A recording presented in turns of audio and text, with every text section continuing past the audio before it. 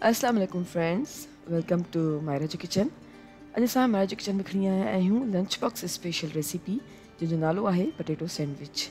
हीअ potato sandwich ठाहिण जे लाइ सभिनि खां पहिरियां असां हिकु प्याले में ऐड कयो आहे उबरियल आलू ऐं आलू खे असां छिले ऐं कांटे जी मदद सां चङी तरह सां मैश करे छॾियो हुयो।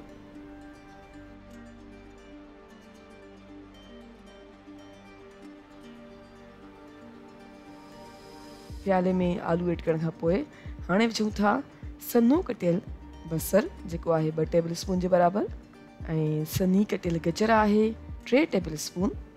सन्हो कटियल साओ बसर विझूं था 3 टेबल स्पून जे बराबरि ऐं 2 टेबल स्पून जे क़रीब सन्हो कटियल टमाटो आहे।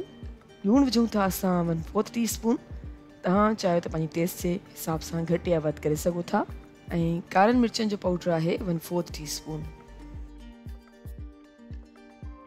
हाणे इन सभिनी शयुनि खे चङी तरह सां मिक्स कंदासीं।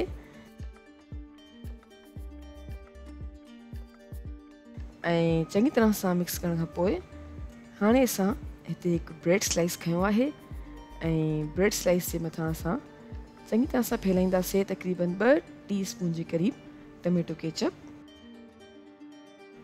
टमेटो केचप खे चङी तरह सां ब्रेड स्लाइस ते लॻाए छॾियो आहे ऐं हाणे लॻायूं था पंहिंजे आलू वारो मिक्सचर जेको असां पहिरियां तयारु करे रखियो आहे तक़रीबन 1.5 टेबल स्पून जे क़रीब। आलू जे मिक्सचर खे बि चङी तरह सां ब्रेड स्लाइस जे मथां फैलाए छॾींदासीं ऐं हाणे हिन पहिरें स्लाइस खे असां हिकु साइड ते रखूं था। हाणे हिकु ॿियो ब्रेड स्लाइस खयो आहे ऐं हुनजे मथां बि तक़रीबन 2 टीस्पून जे क़रीब टमेटो केचप विझी चङी तरह सां फैलायो आहे। ऐं हाणे हिन ब्रेड स्लाइस खे बि पहिरियां वारे ब्रेड स्लाइस जे मथां रखे चङी तरह सां प्रेस करे छॾींदासीं ऐं हाणे असां ब्रेड स्लाइस जे किनारनि खे छुरी जी मदद सां चङी तरह सां कटे छॾींदासीं।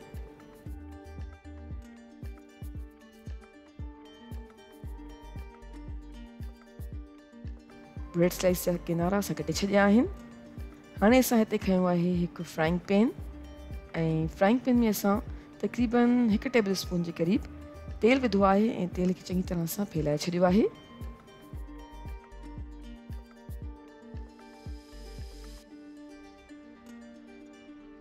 हाणे असां ब्रेड स्लाइस जे ॿिन्ही साइड्स खे फ्राई कंदासीं जेसिताईं त ब्रेड स्लाइसिस जेके आहिनि लाइट गोल्डन न थी वञनि। तक़रीबन 2 खां 3 मिनट जे लाइ विचोली बाहि ते।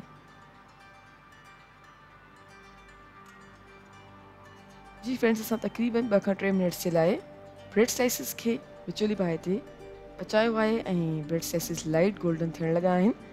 त हाणे असां ब्रेड स्लाइसिस खे पैन मां डिश आउट करे छॾींदासीं ऐं डिश आउट करण खां पोइ असां ब्रेड स्लाइसिस खे विच मां कटींदासीं जीअं तव्हां वीडियो में ॾिसी रहिया आहियो।